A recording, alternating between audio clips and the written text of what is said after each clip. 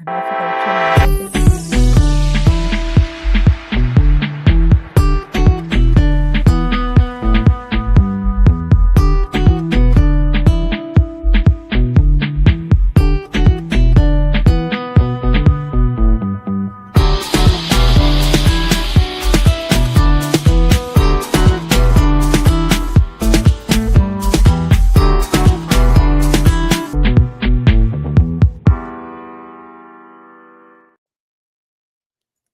And welcome, everyone. How wonderful to have you all here with us today. We're going to be looking at something which is actually not that even talked about or discussed very much. And self-realization, self-actualization is something I think need to be taught from kindergarten all throughout our schooling years. I think that's the most important topic for any human being. And yet that's the one that's most ignored. So we're going to, last week and the week before, we go to Japan. We visit Japan a lot on this show. But today we're going to India, because when we talk about self-actualization, one cannot ignore yoga and the art of yoga. And yoga is not a physical workout in any way, shape, or form. There are 8 limbs of yoga.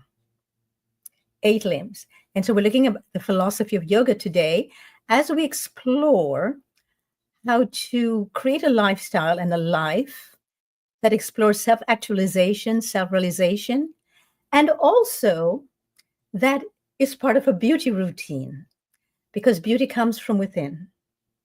And when we work on everything that's from within, then we ourselves absolutely radiate a beauty that is not external, a beauty that is not something that can be ever pushed away or even ignored.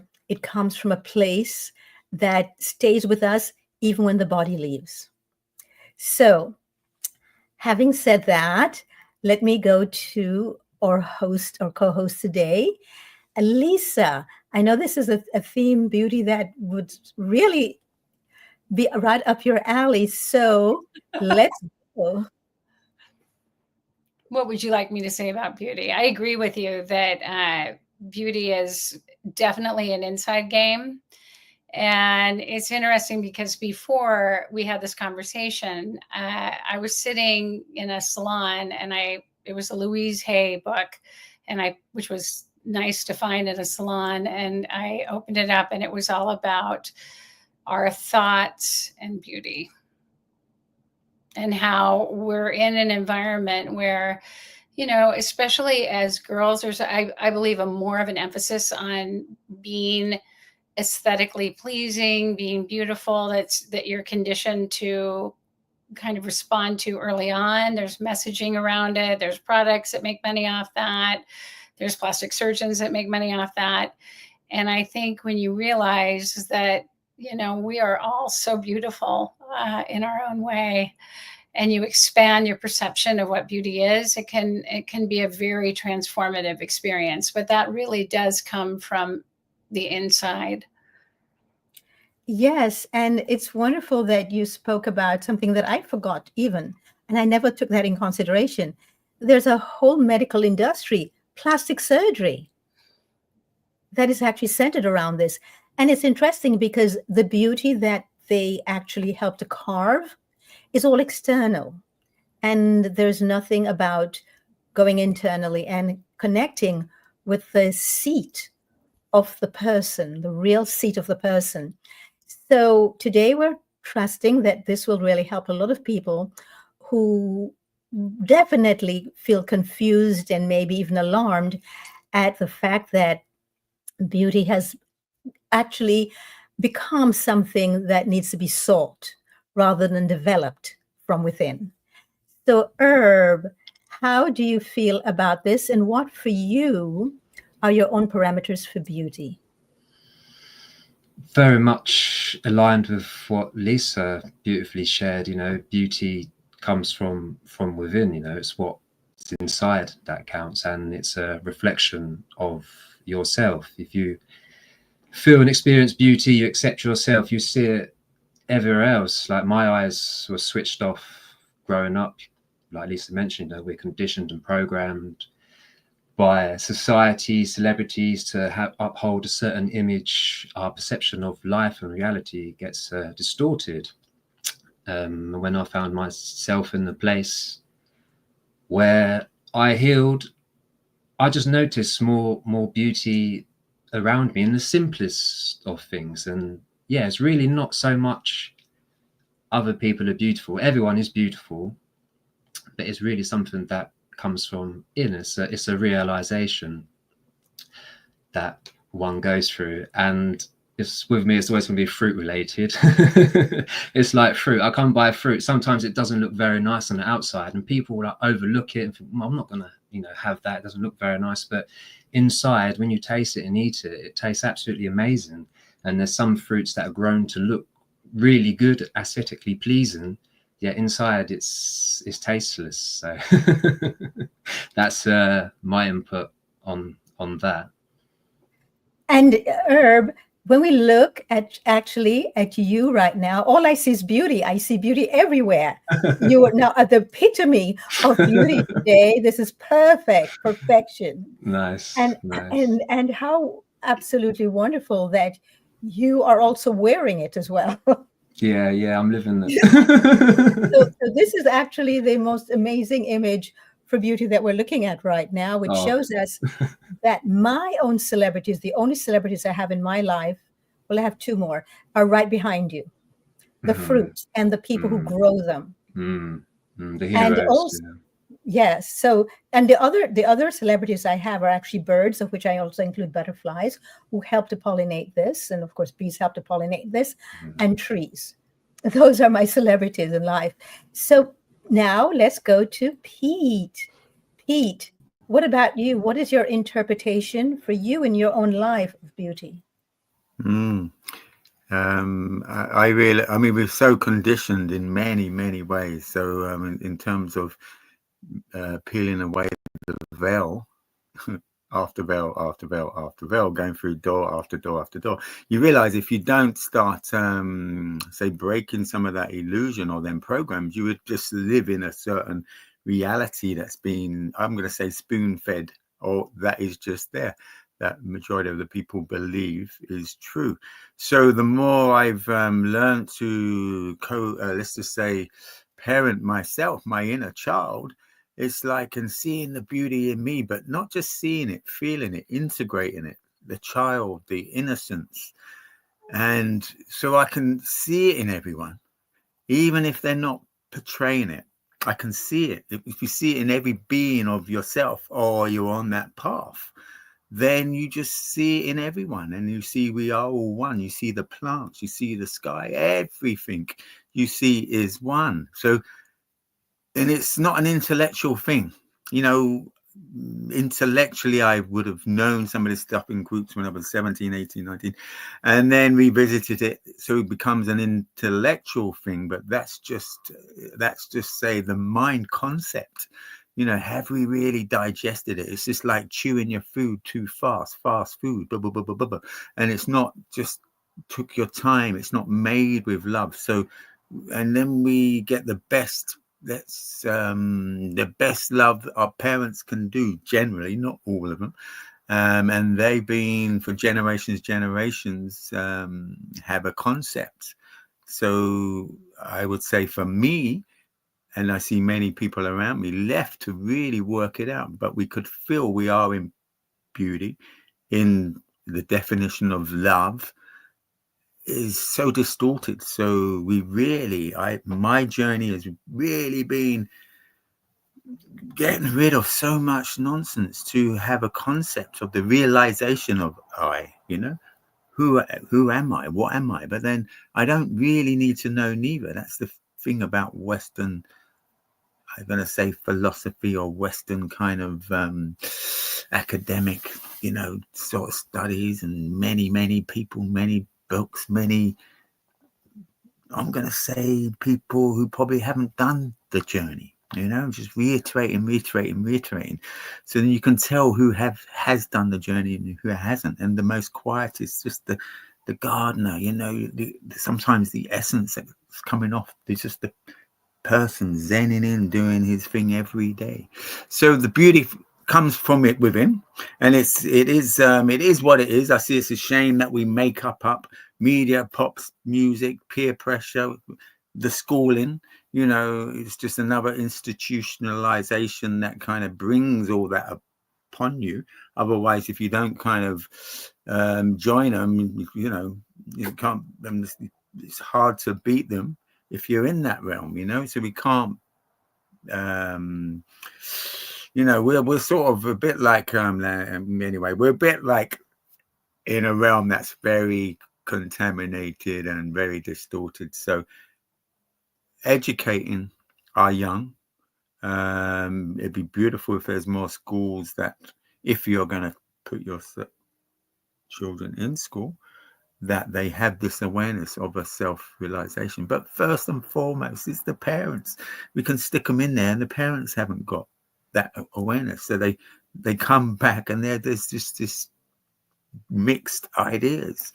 So we feel like we want to do best for our children, and then we put them in Steiner, put them in here and there, but we haven't embodied any of that. So, and of course, they are amazing, protocols, and schools. But self-realization, we cannot see past the glasses until we clean ourselves. Mine has been detoxing, clearing lots of the program, symbiotic relationship with the toxic thinking, toxic music, toxic imprinting, toxic kind of taking away our innocence from an early age. So beauty within.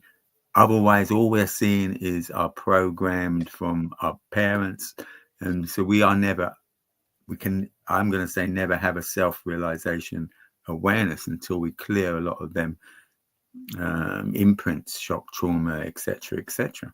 So the beauty is within, and we are all beautiful beings, and it is a concept being weaponized. But anyway, like many things. Thank you, Pete. Thank you. So in pursuit of this today, we're going to look at a sattvic lifestyle, where they said we're going to go to India. Now, what exactly is a sattvic lifestyle? So I've put something up here on the screen. So a sattvic lifestyle emphasizes balance, purity, and harmony, often incorporating a diet rich in fresh plant-based meals or foods that promote mental clarity and well-being. Now, one of the things that you see here, it emphasizes balance, and it also emphasizes purity. To me, of all living beings, I'm talking about all living beings, from all the animals, including us, we're also animals. To me, we're at our most beautiful soon after birth. All our offsprings, to me, are their most beautiful because we still maintain that purity.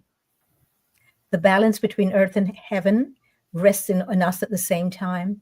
And the harmony of life, the giving of birth, I think just gets encapsulated in newborns, whether it's a newborn calf, a newborn kitten, a child, whichever. So we're going to be looking at the sattvic lifestyle today.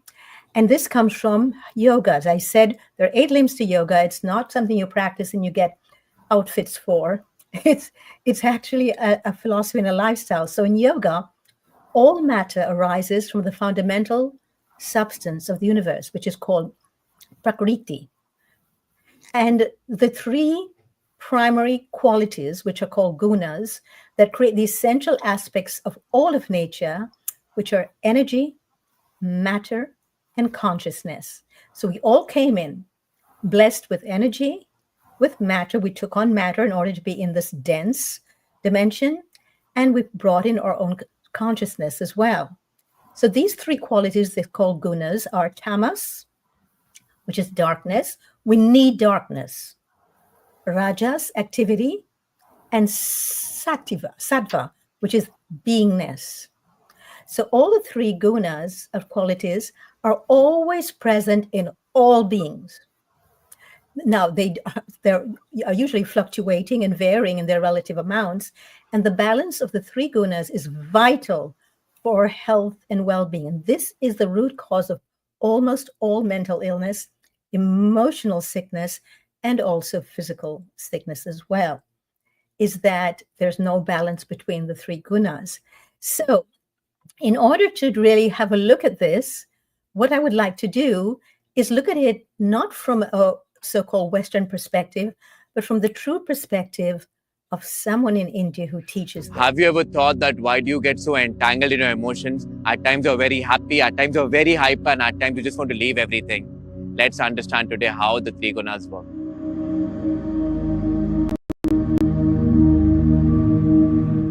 You know, it's a fact that we are constantly being manipulated by who? By our mind. We are a victim of our minds.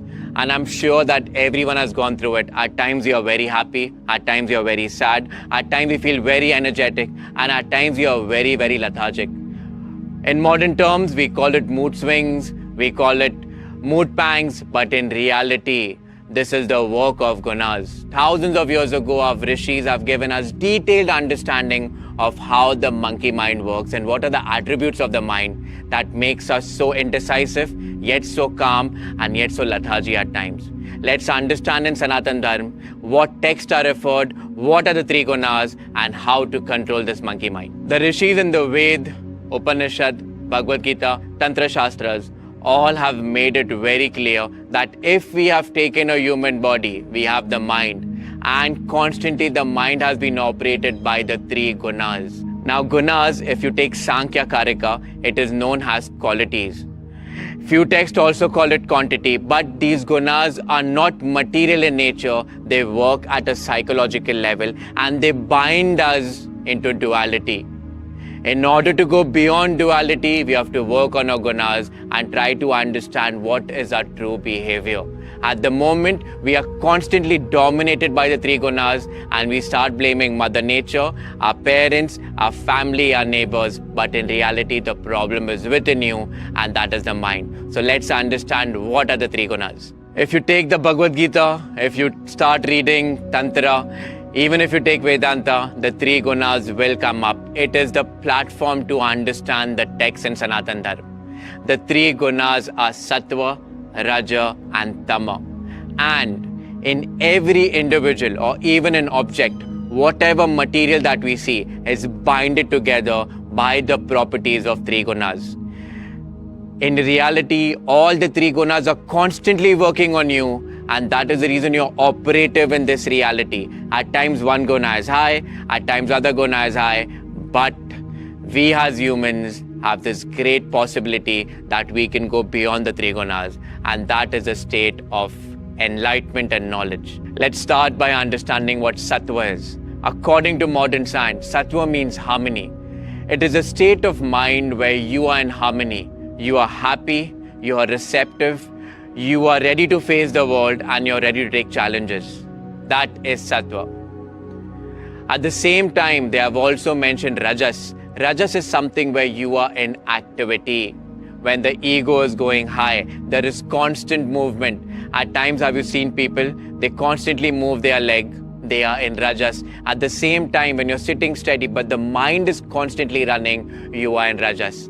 And the third guna is Tamas, where you're completely lethargic and lazy. You don't want to do anything and you've taken a step back. So, all these three gunas are working together, and that is what we'll understand now. Let's start by understanding and taking an example of you.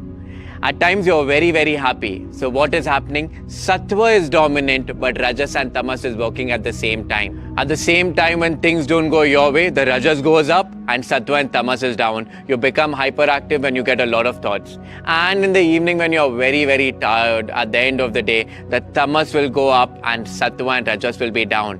If you have realized, we are constantly being victim of the three gunas and we become unaware. At the end of the day, sadhana is very important to make us aware, because our goal is to be in Sattva. And yes, again, Sattva stands for harmony. Raja stands for kinesis, that is kinetic energy, which is constant movement, and Tamas stands for inertia. Now modern science is talking about it, that how a particle is constantly changing, and that is Rajas. At the same time, they work at a psychological level. Even if my eyes are closed but my mind is running, I am in Rajas. Even now when I'm talking to you but I'm half asleep inside, I'm going in Tamas.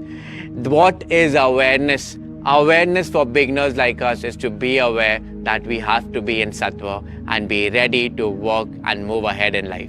How to overcome this state and how to be in sattva. In fact, our text and rishis have given a step beyond sattva, raja and tama. The Bhagavad Gita says a man with a steady intellect is an enlightened being. That means a person who's unaffected by the three gunas, because the three gunas, it's constantly keeping us binded to the three states of consciousness. But we as human beings have given this opportunity to go beyond the three gunas, and that is a state of a sthita prajna. I repeat again, a man with a steady intellect. In Tantra, when this three guna unites with Shiv, that is a space where you become one with Shiv consciousness. So these three gunas are constantly binding us, and what will help us to overcome is by doing sadhana, by learning how to respond and not react. At the same time, being aware all the time that whenever you are in rajas and tamas, push yourself into sattva. Maharishi Patanjali has given a very beautiful solution, the Ashtanga Yoga. One must follow that, and that is a state where you slowly move into sattva. If you can't understand what is happening, personally I would recommend do pranayam and mantra chanting every day, and you will realize there's a slight and drastic change with time, how you move on the path and you come into sattva. In fact, to end this video, even sattva is bondage, because sattva is attachment to happiness. Rajas is attachment to action, and tamas is attachment to inertia. An enlightened being is attached to nothing because he is Sat Chit Anand. Hari Om Tat Sat. Yes, very important. I think, especially in the so-called Western world, we're too attached to being in one state all the time. I have said this before on this live stream, that too many of us are blinded by this idea of love, when we have no concept of what love is, because we have no realization of it. We haven't realized it within ourselves. We're always looking for it on the outside. We think that if you're in a state of bliss, that's the only state that is welcome and that we need to welcome. But in truth, sattva, and it's very misinterpreted in the so-called West sattva, it's not that we're fine with everything, we're fine, we're in bliss all the time and we're feeling rapture. No, it means that we're in a state of mind and of action where we're able to accept challenges. We're okay with the challenges. And so we need all three of these gunas in order to help us to balance. But the real goal for self-realization is to go beyond the gunas, to go beyond all of these qualities. So the gunas are simply qualities, and the idea is to work on all of them until the point where we transcend them. So having said that, Lisa, what about what you just saw right now? What about it really has assisted you or helped you to become more at ease and at peace with challenges in your life, or things that you wanted to get rid of because you didn't like them? That's a good question, Dorit. I just love what you showed, because I was like thinking about it from so many levels. I was reflecting about how this works out in our Western culture. You know, they're all influenced in different ways. Like when you're in darkness, tamas, I believe it's called, shadow and light, which is obsession with glamour, performance. It's like a dark energy, youth, sometimes consumerism, ego, social media validation. It invites desire, comparison, anxiety. But you know, when channeled in the right way, it can also be used as a creative force. So the tamas, you know, the darkness that they talked about, forgive me, that was a rajas, but the tamas is the shadow, beauty, suppression, distortion, control. So you think about like Victorian times where they did the boning of the corsets. There's a lot of shame and fear. So, you know, you go from that to the comparison trap to wanting to be something else. And then when you come into harmony, sattva, balance, you realize that I think it comes down to pure acceptance. I don't think we should ever try to expunge these aspects of ourselves, because when we do that, we invite more and we make it bigger and bigger and bigger, and it becomes a hold on us. So I think the key to all of this is accepting that this is a part of the world, and the way to transcend, not necessarily expunge, but is through acceptance of who we are, acceptance of what we embody, acceptance of our own unique beauty. Absolutely. And therein lies the beauty. That's where our beauty lies. Exactly. And so on the screen, I've put up again what the three gunas are. And the first one I've made sure put up was tamas, which is darkness. And I'm going to show you now why darkness is important. Look at Herb. If he were not wearing black, that personifies darkness, we would not see that huge contrast, nor would we see the vibrancy of all those colors on his shirt and behind him as well. Would you speak about any of this that might really resonate with you, please, Herb? Yeah, this topic is beautiful because it's something that's close to my heart and that I've embodied in my life. Like, I recognize all these stages, the Tamas, Rajas and Sattva in my life. Most of my life, I grew up living in darkness, essentially living in fear, very lethargic, tired, a lot of like the guy I mentioned, the monkey mind, a lot of mental inertia, which is a drain of energy. And I got to a place where I experienced being hyperactive, excessive amount of cycling, you know, as an escape from my darkness. It's the only way I knew how to deal with it. And that became a detriment to myself, inevitably, which led me to having terrible injuries, falling back into a dark place, into a hole. And I come by this book, which was an introduction to yoga, which means union. And it was very detailed, going into all of the gunas and diet, devotion, prayer, meditation, mantra, asanas. So this is close to my heart, and yeah, I've been influenced by the spirit of India, so to speak, where all of this originated from, or has come from. And yeah, I got to a place eventually, you know, it's very difficult practicing, noticing myself being in harmony with everything around. More so, it began with me being in harmony with myself, accepting my past, or my failings. And I realized my attachments. I'd become identified as being a cyclist, and when that path was no longer available for me for that time, my whole world come down because I become attached to that.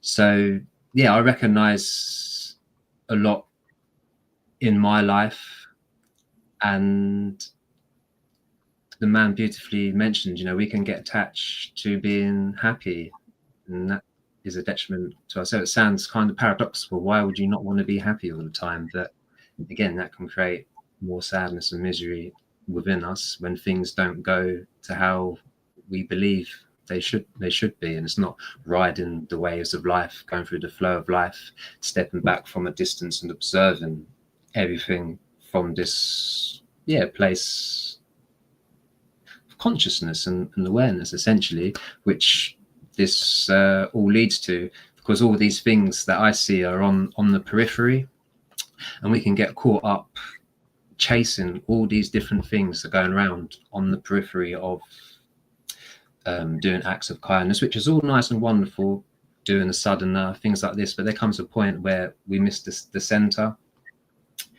and that is for me is awareness and consciousness. And I did have my own sadhana as well from this book. I'd get up every single morning around 3 a.m. I'd do all the health hygiene practices. I do the breath work, pranayama, the meditation, the stretches. It was a lot a lot of work and dedication, and I did that every single rising and evening for over a year. And the transformation that I experienced was so many mystical experiences. I can only call it pure bliss and oneness. And yeah, my life truly blossomed for the first time, and I really felt what I was here for and what others are here for and what's available for us. So yeah, that's all I can say on that for the moment. So, Herb, you just personified the very reason why not to be attached to happiness, because happiness itself is dependent on external forces. It is totally dependent on people, places, things, circumstances, occurrences in our lives.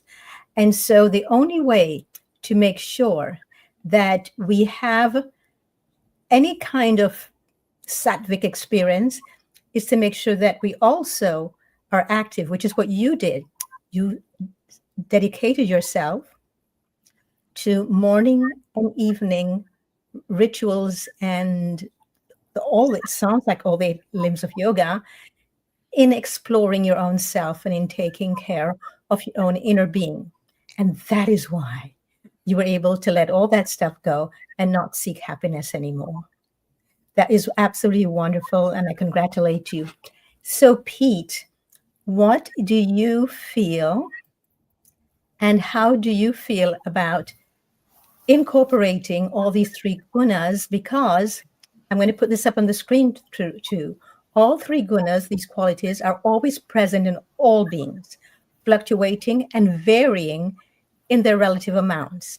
And the balance of the three gunas is vital for health and well-being.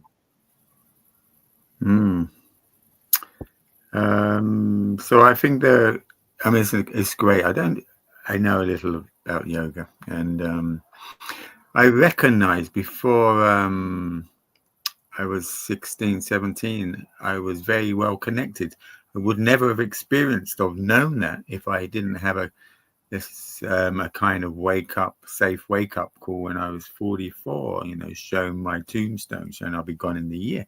So then over the 17 years doing this journey of letting go, surrendering, and staying awake and open as much as I can, and really trying to get back to an energy of truth, So when you realize you get more back to the senses, there is an energy that just is truth, no words. So I think it's a great protocol, great tools that the West do not have on any self-realization, in self-inquiry, to get to an aspect of our more inner self. They're so well needed, so well needed.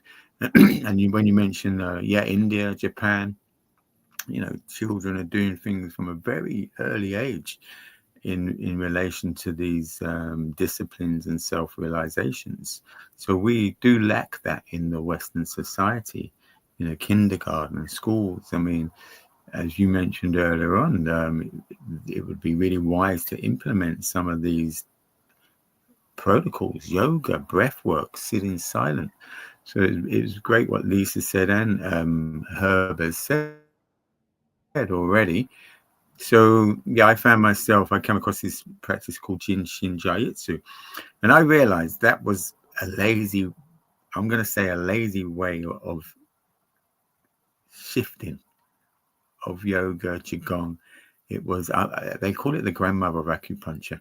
So literally, you learn the sequence, the meridian flows. It's like a circuit board in a house. You learn it, so you jumper cable aspects of your body harmonized. So this really helped me amazingly in terms of my journey of the food. This is our vessel, this is our sanctuary. So number one is not to put toxic or contaminant food energetically traumatized food. You know, some people even mention the plants. If it's been mass produced and chemicals and stuff, yeah, I agree. However, another sentient being, I used to work with my dreams a lot, and they would be really, I'm going to say, dysfunctional, caught up in the polarities, good, bad, happy, sad. And then came off lots of the journey over 17 years, came away from the sugars, salts. I still did have salt for quite a few years. And definitely I was vegetarian from 30, no, pescatarian. I had fish from 30 to 44. So energetics, once you get back to that energetic aspect of you know, people, me 20 odd years ago, if I was listening to me now, I'd be like, what is he on about? We were so desensitized. And, you know, again, the circuit board, a shock happens, you know, switches go down. So let's just say we got 1,000 switches and we're running on about 50. So, you know, extension cables everywhere to just function. So how do we revisit them shocks, traumas to get the circuit flowing again? And they are traumas, you know, everything is so traumatized. I mean, even in the womb, you know, my experience of being a father, even in the womb, there's imprinting going on, especially these days with 5G, etc. So so important that we need it would be wise to get them in schools. It'd be wise doctors to know it. It'd be wise for hospitals to know these, you know, colorful places, you know, and getting color in, like our foods. We put so much color and flowers because you can energetically taste the colors, the radiation, the vibration from the foods. So you know, I keep saying, well, come on, let's man up, woman up, and truly man up and get off the nonsense and sedating ourselves, and really come off the refeeding yourself trauma and the constant perpetual mad cycle of creating more division, and soul spirit cannot come into a contaminated body. Let's just say 3D realm, or you know, in terms of the high vibration, a natural law. My experience is irresponsible. People can go crazy because all their traumas come up. So, you know, and there's quick ways of doing this, you know, but it's just like there's no quick way, and there doesn't have to be any quick way. It's still a belief, you know, the happy, sad, so it's witnessing, getting the 0 point. And then work with that more. These protocols are great. They definitely have a protocol, and every day discipline. You know, 6 a.m. we're up, ice bath, sauna, ice bath, sauna, ice bath, sauna. And then we're going to parasite cleanses and, you know, more intense. And then our food is, and that, to me, that was a protocol in itself. Didn't have to think. That's like me doing yoga. I'm just feeding my body with so much more healthy food that isn't compromising my body and isn't bringing more trauma into my body, into my energy field. You know, we just think we're meat, you know, and it's just like, and there's no wonder media and etc. Or there's these movies that are so blown up that, you know, concept of them being real, it can be too much for a person, especially if they haven't done the journey. We need tools, not just come from the heart, come from the heart, come from the heart. It's like me saying they could just go and do that guy heart surgery. Here's the tools, you know. And what is the heart? Defined by many different people. Love, heart, you know, it's loaded with different definitions, you know. And when I mentioned the word, you know, of the title of this podcast, it had 3 different people giving slightly different interpretations. You know, the cosmetic beauty, the mask, you know, look what we've been conned into. It comes from inner, and then we just blossom, we just are, you know, and there is just a connection to everything else. So you can't escape the inner work, you know. We cannot escape the inner work, and it becomes joy, because this feeling of up and down, it just is. And you know, I can just look pretty like plain looking, but if people, I say, if you only knew where I am at, you know, without aspiring to attach too much. It's just bliss. Inner work, detox. Thank you. Thank you, Pete. So last week we spoke about belief systems, which is pretty much what we're discussing again today. We're just looking at different kind of belief system.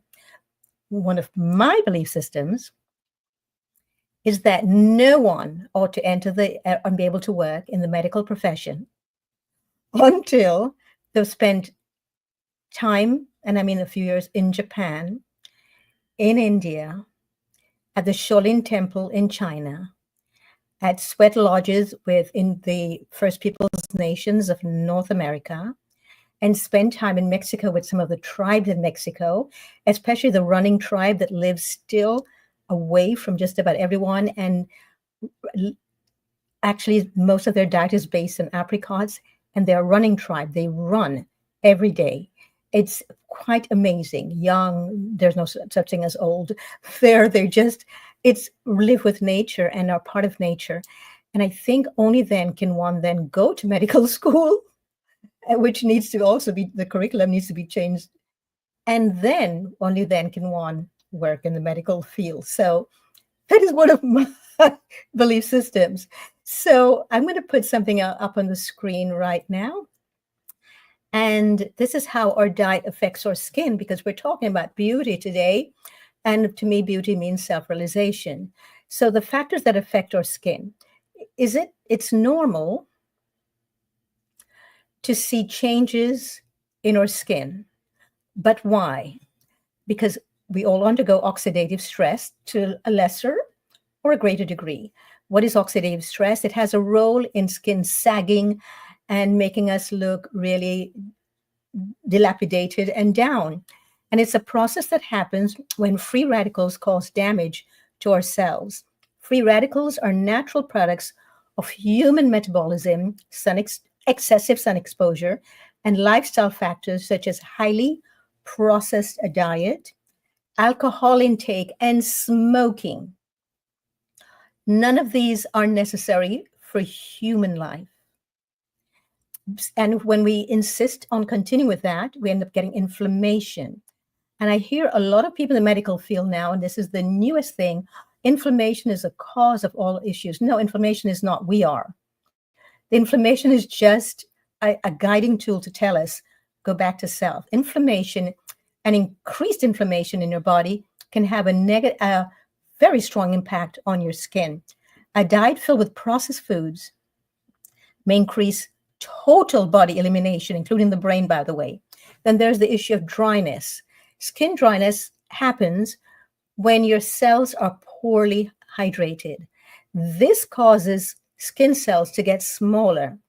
So dry weather, certain soaps, and excessive sun exposure. I didn't say sunlight. I said excessive sun exposure can also cause dryness. Now, what is the key to this, and how do we address that? Well, look at Herb. That's how you address dehydration. Look behind him. Look what's on his shirt. So, yes, thank you, Herb. And so, Lisa, you tend to travel a lot. You'll be traveling again next week. You won't be here because you're going to be traveling again, and you're going to be helping a family member. And it's interesting because medical professions give names to people of certain things. To me, every illness has a huge element of dehydration in it. Absolutely. So can you speak about how you, after being open up to your own self and to the places in yourself that you had hidden from before, how can rehydration serve you to really pull your energies up to the point where all of the three are just very, very present? All the three gunas are present in your life without you trying to become one than the other. That's a great question, Dorit. That's a good question. From my perspective, you're right. When we're running from things, hiding from things, and I have been definitely have embodied this in my life. And over time, I've learned more and more, especially it's very interesting, especially right now, because I was traveling a lot for 14 years and I really didn't have to look at myself. And it was a wonderful life. But when I was plopped out of that and into time with me, it really made me realize there's a lot of healing that I really needed to do. And so hydration is so important. Anything we can do to feed our spirit, anything we can do to release these toxins, anything we can do to support ourselves in with love. I mean, I just look at my plants. I'm a plant lover. Without that water, without that the kind words, without the right environment to support their energy, they die, So, I mean, we're no different. We have, we need our roots, we need to sunlight, we need water. I mean, people make things so complicated because we're being marketed to, they want us to not do well so that we have to buy all these things or go to the doctor to get these pills. When really, like you talked about, Dorit, it's taking ownership of our own health. And I think that's scary for so many people because they think, well, this person went to school for this amount of time. They know the answers and I don't. And that is a very dangerous trap to fall into because I believe we really know our own answers. And this requires courage. This requires reflection. And this requires taking ownership of our body and our mental health as well. So water is part of that journey, really hydrating our tissues. Absolutely. And thank you so much for that. And Herb, what is your own take on the medical profession and how would you like to improve it? Exactly what you said of your current belief system you shared. All medical professionals should go visit these places, experience what it's like to be in that space, that meditativeness, encompassing compassion, real compassion, being in the thick of it and seeing what it's like for people, the way they live. And I don't want to bash doctors and people like that. They do a great job, but I saw a statistic recently that they're like the third leading cause of death. So there needs to be massive changes in what they're recommending. As far as I'm aware, that they don't learn much about nutrition and they're given away nutritional advice. I hear people cutting back on fruit because it has sugar in it. Like, that's just absurd. It's crazy. And where I am in the United Kingdom, it's always touted that we should drink 8 glasses of water a day. Like, I say, well, we should eat our water, not drink our water. And that's through living food, that's got lots of water. Fruit, watermelon, that's why I'm a huge advocate of it. Because I notice a difference within myself.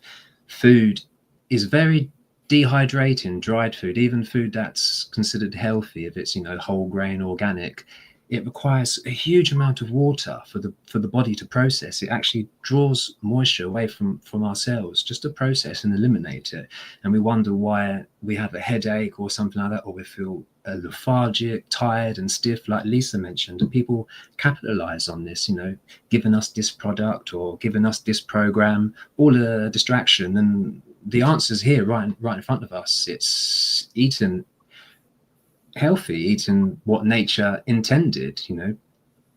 I notice it if I ever deviated from fruit, and I've experimented, I just instantly feel dehydrated and sluggish, and I'm not as supple, I'm not as flexible. As soon as I'm on the fruit, feasting on watermelon, especially flushing my body out. That's how I healed myself on my healing journey, by feasting on lots of watermelon.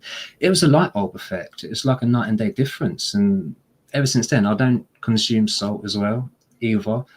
Even just a tiny amount, I find it dehydrating. To me, it's like a poison. So yeah, I really think the medical industry really needs kick up the backside in promoting fruit. You know, it's the most simplest thing in the world, and we want to complicate things. It's bizarre, and talking to others on the outside, they think I'm crazy, but of course they're going to think that because they're conditioned in a, you know, certain program, like Pete mentions often, and he's right, you know, program. We're all under a program. Others say we're under a spell. So yeah, that's why I'm passionate about this lifestyle. Get it out there, go for it, feel the difference, and be the difference. Yes, and yeah, you and Lisa mentioned that we overcomplicate our lives. We overcomplicate things. We overcomplicate health. And I'm so glad, Herb, that you spoke about the digestion and how critical that is. So we're speaking about self-actualization, self-realization, and beauty today. When our digestive system is clogged up and has glue, literally glue from rice and other things in there, because rice actually in the body acts like glue. And when our bodies are completely and totally shutting down, the digestion is shutting down, then all of us shut down. If you're eating anything at all, where immediately as soon as you eat it, you feel tired and exhausted, you know that you're also severely dehydrated, because as Pete mentioned, it takes a tremendous amount of energy, and also a lot of our nutritional needs cannot be met because those food will never get digested because there's not enough water to move them. So there's all of these problems and there's all of these issues that we've never been taught and people do not realize. And the people who were never taught self-actualization, unless they come from a culture where it is extremely important, which is why Filipinos, I think, make such great nurses and doctors, is because self-realization has never been taught in the medical profession. Self-actualization is not the height of their learning. When one is taught that, when one begins to realize that we're not our bodies and our bodies reflect the truth of what's going on in our lives. So I'm going to bring in Pete here and ask Pete to please let us know if you actually were able to change anything at all about the way we view ourselves in life, what would you do? Definitely have them implemented in schools, in the hospitals, all the positive protocols to bring more actualization awareness. And yes, the medical team, it should be, I think it's, what is it, like so many hours out of their 6 years? And so they should have it the other way around, really. Well, drug pushers, I mean, come on, let's be honest, you know. Am I allowed to say that? But so everything, you know, even they say some things is derivative of plants, it's like, well, I don't really believe that everything is toxic in the pharmaceutical. You know, maybe there is the odd percent, but it shouldn't, it's not wise to be putting it in your body. Anything you can't eat is wise not to put on your skin, you know, because it's going straight into your pores. And most things that we put on our skin is clogging as we put in the foods, as you mentioned, rice. So, you know, I come from a mindset of just like, I mean, there's probably people out there just, what are these people on about? So I come from that mindset. So it's really beautiful having that, really, really beautiful, having the traumas, having many things. You know, if we choose this, fine, and I'm going to say, yeah, I've chose it, great, to overcome it, you know. And then, you know, born into I'm going to bring up the Caucasian and African, you know, let's just say how that's been weaponized as well as food. So I would say that got me looking at things from an early age and seeing, wow, that is as well. You know, gender, many things are being used, or just we are in that reality realm and we're all ignorant, maybe. So yes, systems from other cultures, you know.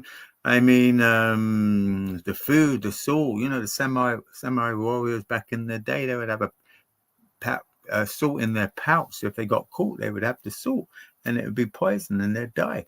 They, so and we're like, we cannot get enough salt. Salt, and it's in everything, sugar. So what's going on? So I mean, to me, I'm holding it down here.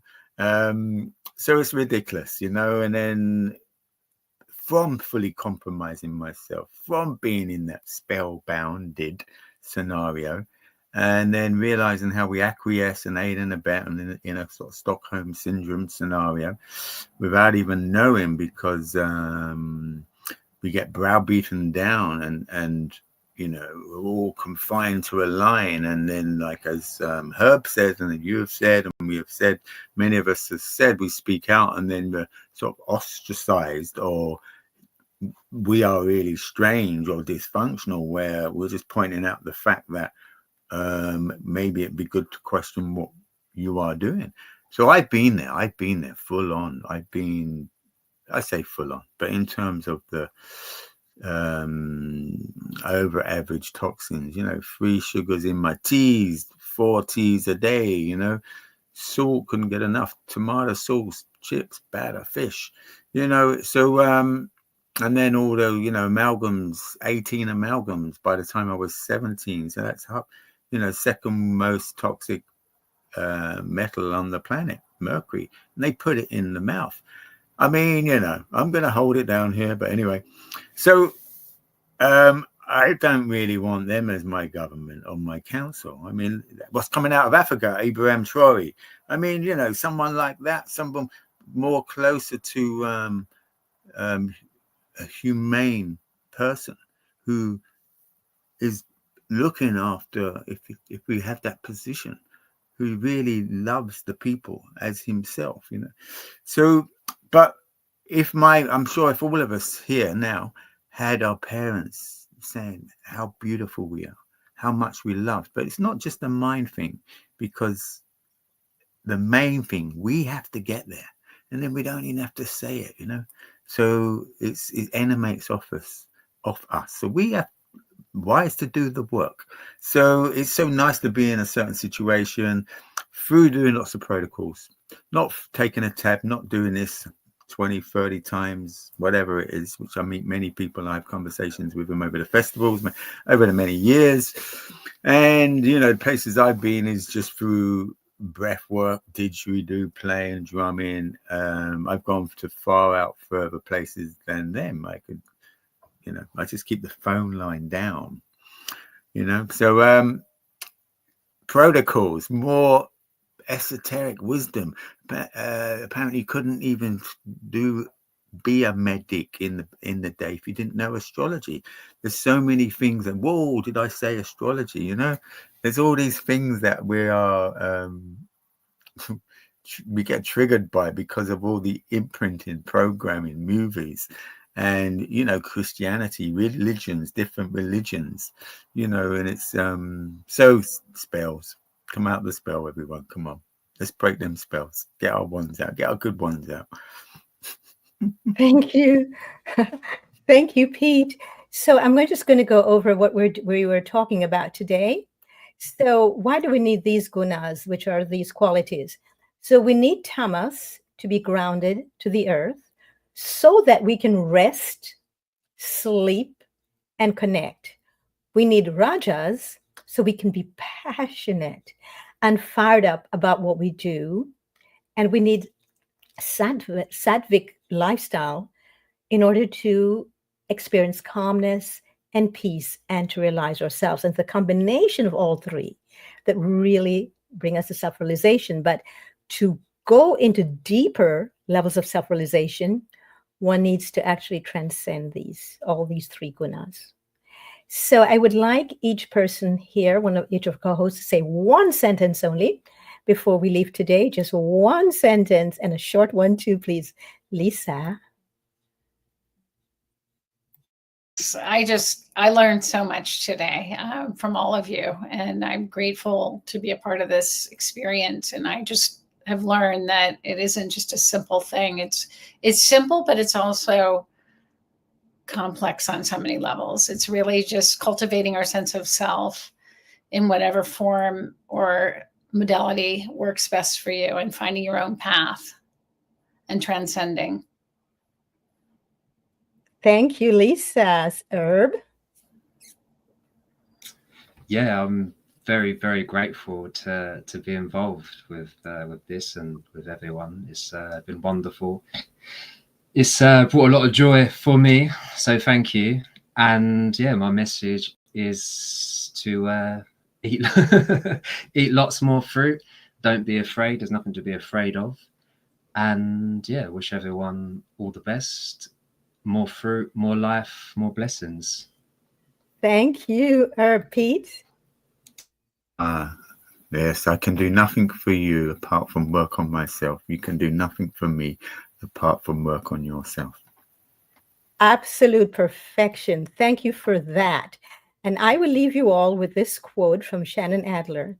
It is not until you change your identity to match your life blueprint that you will understand why everything in the past never worked. Thank you all so much for coming today, everyone. See you next week. We won't have Lisa with us next week. We'll have a guest co-host instead, and then Lisa returns after that. So thanks, everyone. And remember, beauty you create every day by who you are and how you treat